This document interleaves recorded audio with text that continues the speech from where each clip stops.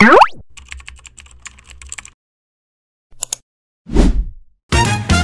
guys! Welcome back again to my channel. That's a pagtatapot na kinasa akin channel. Wala kayong magagawin ko dito ay panoorin. So as you can see, oh my god, ang dami kong mga breakups ngayon. Breakups? Ano ka girl? Yeah, so nagka-pimples ako. Ngayon, nagka-pimples ako. Pero pag nasa sun naman tayo, wala. Walang paglagyan. So anyways guys, so as you can see, medyo nakapang ano tayo ngayon, gala forma. Yeah, kasi actually yun, actually to trouble ako. I'm having trouble on what to do today because I don't have work actually today. And wala lang. Ayoko lang ang yaman. Ang yaman mo girl talaga. Hindi, wala akong schedule ngayon sa work. So, kagabi nag-isip ako, ano bang gagawin ko? Gagawa ba ako ng vlog? Or mag-content ako on something? Or magbabasking ako? Napag-decidean ko na matulog na lang. Pero nakaganito ang suot ko. Nakakatawa yun. Hindi. So, I decided na lang na gawa mo na lang ako ng content kasi late naman din ako na nagising. And, yeah, if mag-travel pa ako pupuntang city, it will cost me a lot of time. Hoy! Cost me a lot of time talaga yun. Wag mong, sinasabi ko sa inyo talaga. Ay, nako.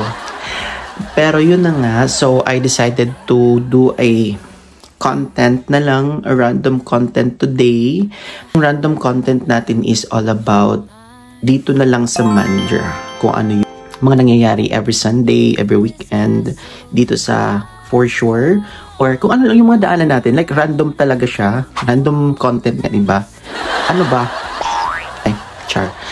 Anyway, so actually guys, naiinis ako kakatingin dito sa camera ngayon kasi nag-shave ako pero nakalimutan ko mag-shave dito sa taas, sa baba lang.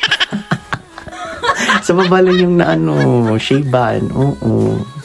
Hindi pa yun maayos nga kasi mamadali na ako. Anyways, so yun, samahan niyo ako ngayon and yeah, just enjoy the video.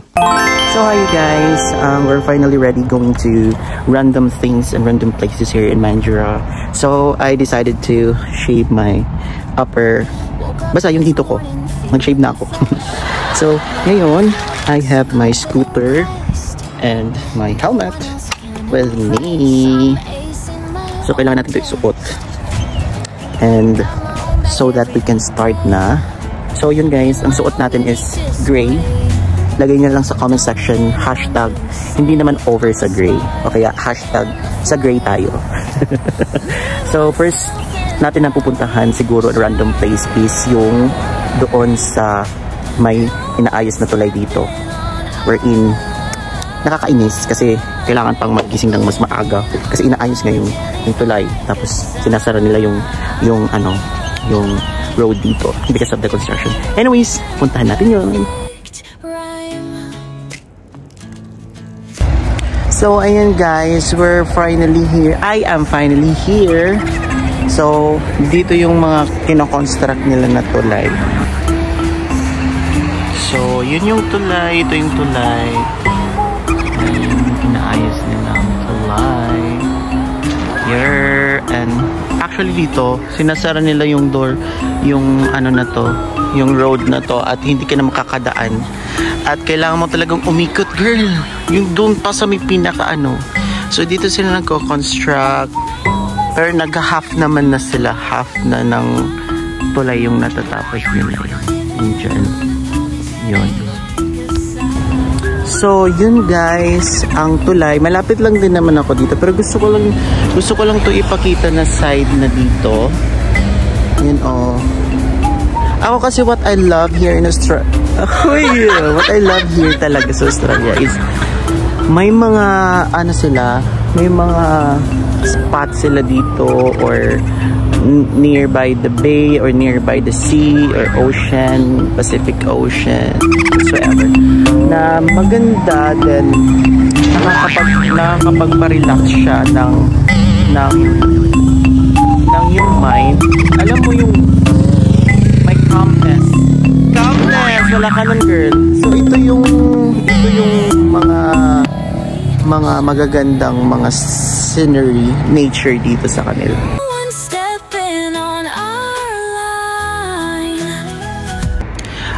At saka guys, one thing I also love here sa Mandurah, kasi yung road nila may ganyang wall na magagandang design, may pa ibon-ibon pa sila, diba? Tapos yun, may mga painting. They are so creative here, guys. So guys, I'm on my way going to the Mandurah foreshore, and I just wanted you to know na dito sa Mandurah, no, generally speaking sa Australia, kahit sa pinakasulok-sulok ng mga daan, girls, ang gaganda talaga ng ng road, kahit mga maliliit lang na daanan, yung mga pathway lang or walk path or pathwalk, basta yun may madadaanan ka talaga na maganda ang mga daanan, hindi ka matatapilok or something like that. So yun lang, i-share ko lang bakit ba ito, kahit nasa pinakaloob-loob na siya, girl, meron talaga. So ayun guys, ito naman, itong place naman to, ditong part na to is isa daw to sa mga, according to my research and to the data that I've gathered, and because they concluded that these places, comment down below kung ano yung gusto mo. Hindi, charot lang. So, isa daw to sa pinaka expensive na places, and isa rin daw sa mga pinakamayaman na neighboring countries, may suburbs dito sa Mandurah. Ito yung mga malapit kayo sa ang tawag dyan? Sa lake or sa river, na pag malapit ka daw dito is parang isa ka sa mayayaman or talaga na may pera ka talaga. Kasi man tayo doon sa other way, papunta doon na tayo sa foreshore. Basta ito guys, this neighboring Kineme is one of the expensive suburbs dito sa Mandurah. So guys, ito yung place na ito yung suburb na. At guys, isa rin sa pinaka-love ko or favorite thing ko dito sa Australia is yung mga pine trees nila dito. Yan. Wala lang kasi lakas maka Christmas. Hindi, lakas maka ibang bansa feels siya. No, pag may pine trees, no, parang nasa ibang bansa ka talaga. Ewan ko, para sa akin lang yun. Huwag kang ba't ka nangangaway? Yun lang. So, may mga pine trees sila dito. Tsaka yung mga puno nila talaga dito, no, parang iba talaga. Parang very specialized into... Specialized!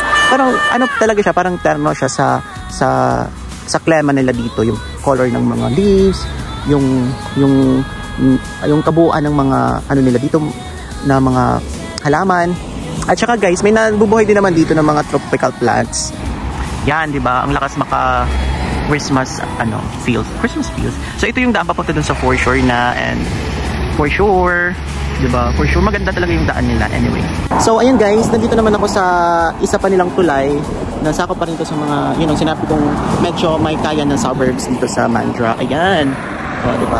Guys, kung nakita ko lang kasi to one time na pag magtutour kayo dito, tingnan mo, magtutour kayo dito. Magtutour kayo, may dyan, may yung boat na yan, yung para sa mga tourist attraction dyan, diba? Yun yung boat na yun. Saan ba yun? Yung boat na yun. So yun na nga ang sinasabi ko, na ililibot ka nila dito sa Mandurah, sa lake nila or river, which is connected to the sea. So this is what we call a river and the sea. Yun na nga. Anyways, may kasi dito, parang magbabayad ka lang doon sa Mandurah foreshore, and then maglilibot na sila dito sa buong Mandurah, and then iikot ka nila dito, nakasakay ka doon sa boat na yon. So, what I'm saying is, Mandurah, the tourism department, baka naman, hey, you know what I'm saying? You could, you know, sponsor me for anyways, so ito yung another place nila dito. Actually guys, may ginagawa sila here, pero ang bilis lang yan. Mabilis yun, natapos ng kaagad nila, then nag-build na naman sila ng another. So ayun guys, malapit na tayo sa Mandurah for sure. So ayun guys, ito na yung isang tulay sa magkabila, yung doon sa amin na malapit din dito sa malapit na nasa foreshore. Actually ito na yung foreshore, part na siya ng foreshore, pero doon talaga pa sa pinakaunahan yung parang maraming ganap. So ito yung tulay nila dito. So mamaya papakita ko, umiilaw yan dyan ng rainbow. At saka guys, meron sila ditong parang park.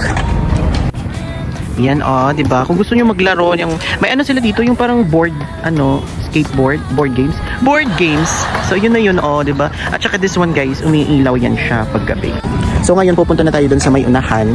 Titingnan natin kung pero sure naman kasi ako talaga dito sa kanila sa Australia pag weekends. Marami silang ganap dito pag weekends kasi doon parang ang mga tao at saka yung mga magpamilya-pamilya nagbabanding. So ayun guys, nandito na tayo sa foreshore sa may malapit sa tulay. And then ito yung mga life nila talaga dito. Marami talagang tao usually every weekend. And guys, alam mo parang gusto ko talagang mag-basking ngayon kasi ang daming tao, sayang yung pera. Oo, as in, ang daming tao ngayon, hindi ko sure anong meron, pero yun nga, family bonding kasi nila talaga is weekends.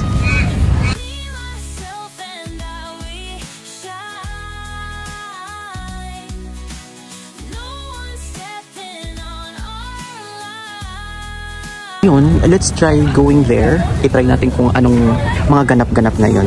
Kasi last time nung nandito ako, may parang sila dito. May parang Sunday fair. Sunday fair yun na parang may binibenta. Dito maraming mga store dito talaga sa side na to. Kasi dito nagaganap pag may festival sila. Dito yung stage nila. Ito talagang portion na to dito.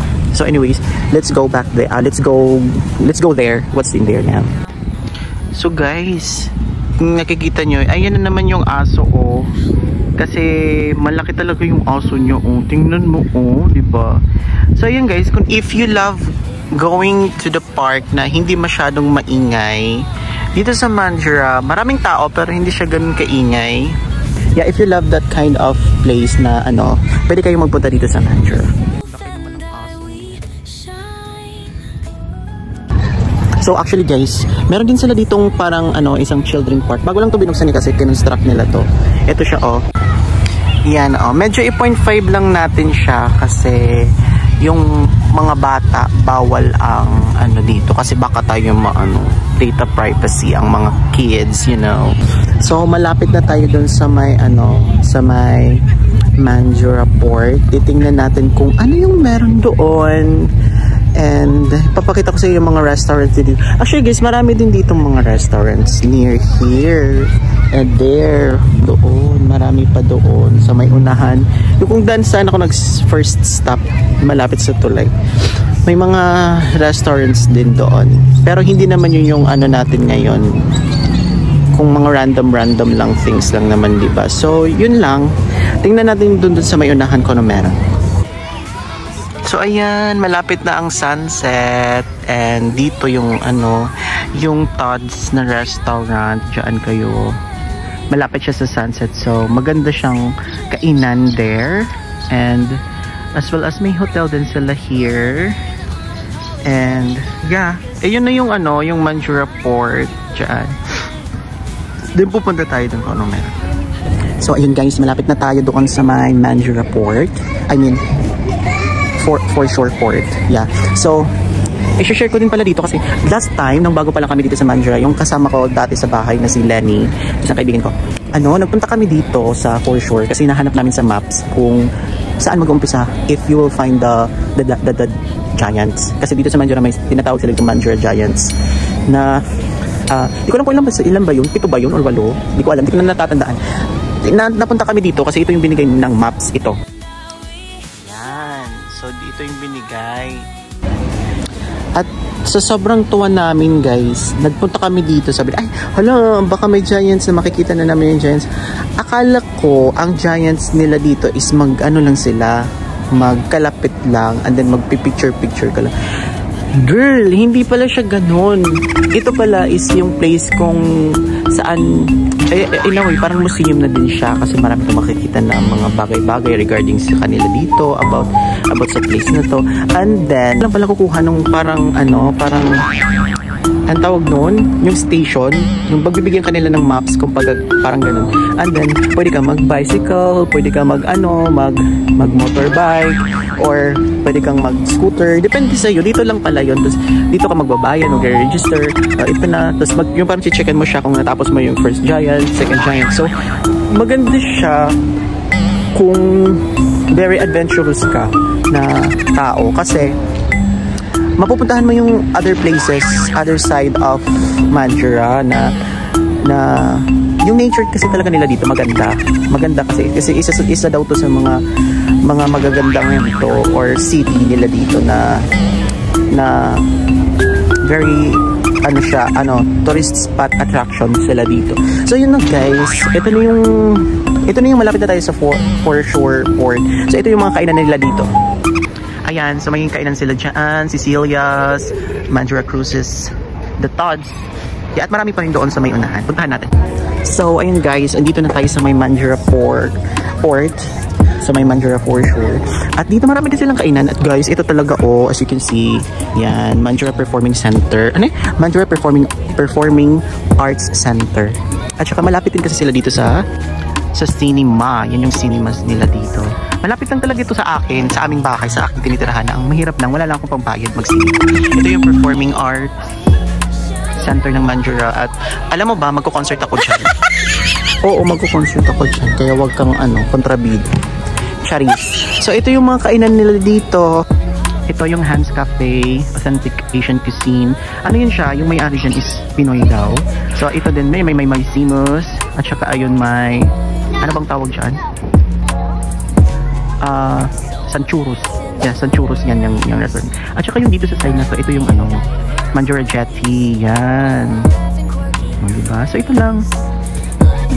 So guys, if you love suburbs or place here or cities here in Western Australia na hindi ganun kadami ang tao pero maganda ang ambience, maganda ang environments and places, and the parks and the people as well. If you love coming here in that kind of places, this city or is in Perth, Western Australia is the best na puntahan nyo kasi marami siyang mga tourist spots. I don't know if you watch my other, vlogs before na mga dito. Magaganda talaga dito ang mga tourist spot nila. I don't know lang. Pero maganda talaga. Nakakawala siya ng pagod. Nakakawala siya ng stress. Pero, yeah, maganda talaga dito guys.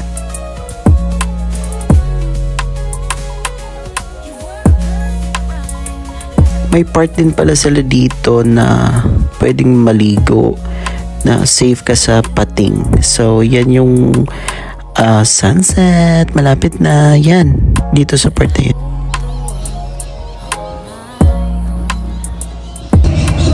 So yun guys, natapos na natin yung random places dito sa Mandurah Foreshore and sa Mandurah. Ay nako, so hindi niyo na makikita yung tulay nila dito na umiilaw-ilaw ng rainbow. Maybe next time na lang siguro. At saka ito pala guys, may nangmimingwit din pala sila pala sila dito ng mga fish. And dito sa foreshore.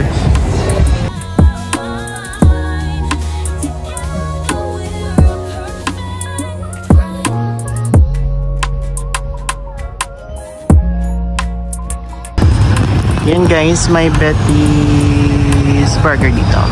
At saka ito guys, dito kami singing contest sa hotel na yan. And then meron din pala dito doon sa may unahan, may Yuchi sila dito, Yuchi frozen yogurt. Basta nandoon yun. May isda, hindi ko lang alam kung nakikita nyo pero may isda. Yun o. Hala, may isda. Ayun o, hala, may isda. Mga 2 sila, 2. Ayan o. Ay, 3 na sila kasi nagselos na yung isa. Kabit kasi yung isa eh.